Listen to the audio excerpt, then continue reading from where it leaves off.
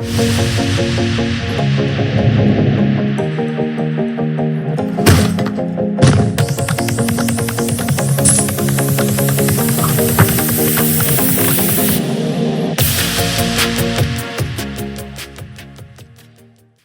happening, connoisseurs? It's Rod with Pow Group. Welcome back on the Pursuit of Wealth, your home for MJ stocks, crypto assets, news, and interviews. Today's Thursday, January 16th. Happy Thursday. Hope you're well.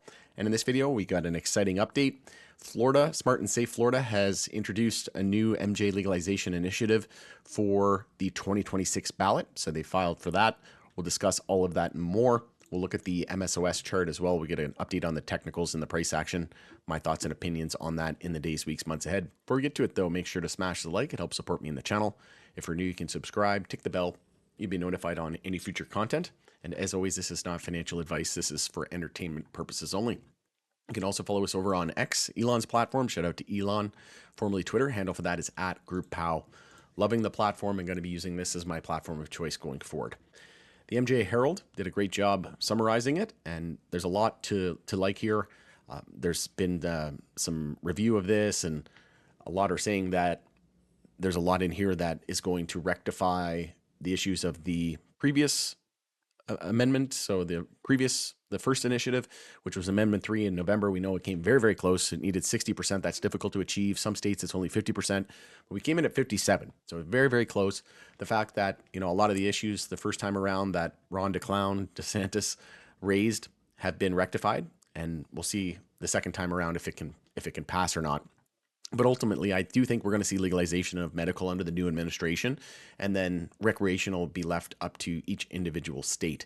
And if that is the case, then we're going to need to get this done at the state level and the legislative level in that state. So, as of right now, there's no one has a crystal ball, but there's a pretty decent chance that it gets passed. Like I said, with a lot of the issues being resolved in this new initiative, but we'll see what happens. No one has a crystal ball, so I still think it's a toss-up at this point. Very difficult to achieve that 60%, but you never know. With enough research and the more time goes on, the more we have different demographic. People are more progressive these days. But not only that, the more time that goes on, they're not living under a rock. And even if they are, the news is traveling fast, right? Everybody knows that this is one of the most safest therapeutic, plants, whatever you want to call it, medicines. It's only going to be a matter of when, not if. So if it doesn't pass this time around, we'll see what happens at the federal level.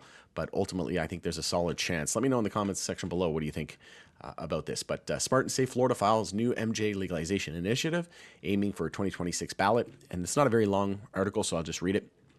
So Smart and Safe Florida has reignited its efforts to legalize recreational MJ just one day after Ron DeClown convened a special session addressing petition fraud. The group filed a new ballot initiative aiming to secure a spot on the 2026 ballot. And if you're in Florida, let's make this happen. Let's reach out to elected officials and let them know that you want this on the ballot, and let them know that you want this legalized.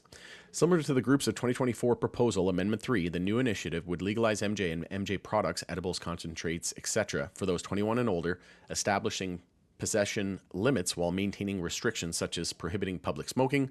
Language was added to the new initiative to ensure that public consumption is explicitly prohibited. So that's, like I said, one of the changes that hopefully should be able to get this across the finish line. Banning child attractive marketing and retaining penalties. And retaining penalties for driving under the influence. The amendment also grants medical MJ treatment centers the authority to grow, sell, distribute MJ to adults, and calls for licensing new non-medical MJ businesses. So essentially just common sense. In the November election, Amendment 3 garnered nearly 56% of the vote, falling short of the 60%. I thought it was 57%. Falling short of the 60% threshold. So either way, still very close, required for passage. Given it is a constitutional amendment. Despite the setback, it was the most expensive ballot initiative in the nation that year, with over 965,000 petition signatures collected to place it on the ballot. Governor DeSantis, otherwise known as DeClown, has been a vocal opponent of MJ legalization. During the previous campaign, state agencies under his direction issued warnings about the potential public health risks. His recent push to address petition fraud has has drawn criticism from legislative leaders who signaled they will resist any attempt by the governor to dictate their agenda. Smart and Safe's Florida's renewed efforts signal another high-stakes battle over MJ legalization in the Sunshine State. So I'd love to see it. Ultimately, like I said, we don't know. No one has a crystal ball. We'll just add this to one of the growth catalysts that could potentially occur and eventually turn the momentum back toward the bulls. As of right now, bears and the bear market just continues on, and we saw rescheduling was delayed. The Justice Department actually said that MJ rescheduling case should be paused in federal court after DEA cancels hearings. And we had an op-ed here from MJ Moment as well saying, they said, why delaying the DEA's biased MJ rescheduling hearing is good for the MJ industry. And this is very possible that they just wait till the new administration comes in. And I think it's going to be a very favorable and positive new administration for the industry. I think it's pro-business, pro-common sense, pro-people. It really is a party for the people by the looks of it. And so far, we'll see what happens after their inauguration on Monday on the 20th. But so far, so good. And it's looking like they're prioritizing the will of the people. Imagine that. The people that were put in office that work for the people, they're finally starting to focus on them, right, and give them what they want. And the majority of Americans want this medicine of the future and this amazing plant legalized. So this is great to see. Short-selling firm Hindenburg Research is also closing up shop. So this has been a short-selling firm that has plagued the industry as well. So this could be viewed as a positive thing as well. MSOS. So we're still expecting another leg down here. We have a daily bear flag target and a descending triangle, both targeting 306 USD. And we have key support there at 342. We did dip below at 339. So I would expect that we would see another leg down toward that level 306. And we actually have another descending triangle essentially forming here. So another leg down should be expected. Again, it's still a while before MJ will become popular. Big tech, crypto, AI is currently stealing the show. So we dropped to a lower low yesterday. I would expect potentially another low into the next week or the week after that. Still pretty bearish here on a lot of our weekly moving averages. We're below all of those. Daily moving averages below all of those. And we're below the 10-week moving average. We do have a stochastic bull cross here. And we could be gearing up for a MACD bull cross as well. But that more than likely going to take a couple of weeks. So like I said, I wouldn't be surprised if we did see one more leg down and then a pretty big bounce after coming close to that $3 mark. But I know it's been brutal. It was more red out there again today. We had BEM, AYR, and NEVI leading the decline. We did have a small bit of green out there from Planet 13, Organogram, and Canopy Growth.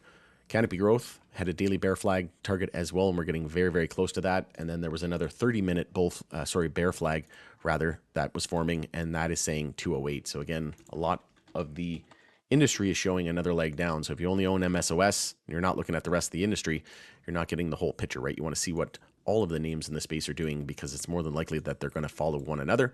And again, Tilray had another bear flag forming, and we just hit a bear flag target, and we could see a descending triangle bring us down to 87 cents. So it's looking like we're probably going to see another leg down across the entire sector before we see a pretty sizable bounce and relief rally, in my opinion. But let me know what you think of this in the comments section below. We'll continue the conversation there.